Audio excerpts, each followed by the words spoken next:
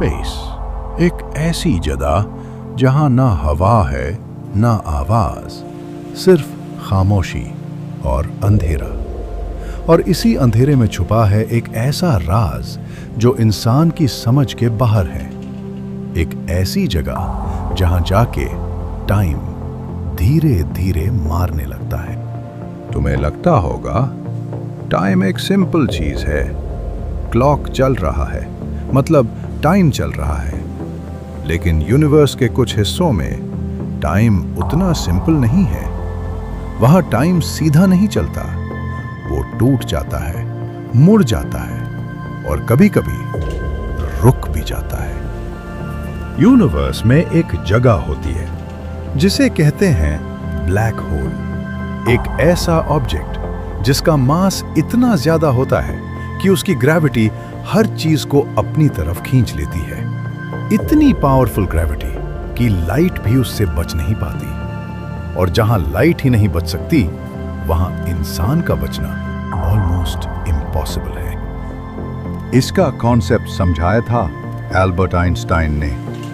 उन्होंने बताया था कि ग्रेविटी सिर्फ चीजों को खींचती नहीं, बल्कि स्पेस और टाइम को भी अफेक्ट करती है। जितनी ज्यादा ग्रेविटी होगी, उतना ही ज्यादा टाइम स्लो होगा।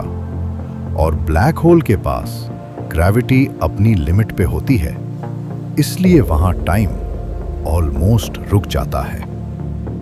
अब सोच के देखो, अगर तुम एक ब्लैक होल के पास जाते हो और सिर्फ 1 घंटा वहां स्पेंड करते हो, तो तुम्हारे लिए तो बस 60 मिनट्स गुजरेंगे।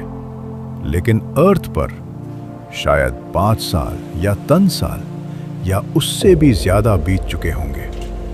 मतलब तुम वापस आओगे, लेकिन तुम्हारी दुनिया वही नहीं होगी।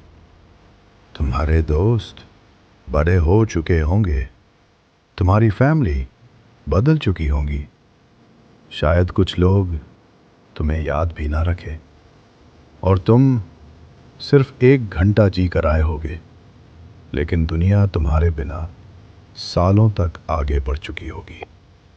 और अगर तुम और पास चले गए, तो ब्लैक होल की ग्रेविटी तुम्हारे बॉडी को स्ट्रेच करना शुरू कर देगी।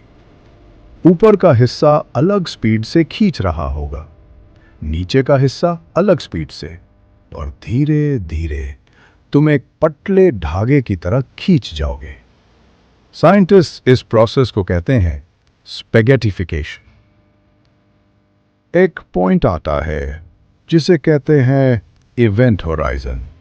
ये वो बाउंड्री है जिसके बाद कोई भी चीज कभी वापस नहीं आती, ना लाइट, ना सिग्नल, ना इंफॉर्मेशन।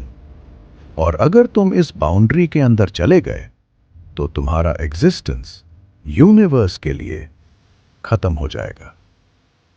तो जब भी तुम रात में स्काई को देखो और स्टार्स को चमकते हुए देखो, तो याद रखना, उनके बीच कहीं एक ऐसी जगह है जहां टाइम रुक जाता है, जहां से कोई वापस नहीं आता।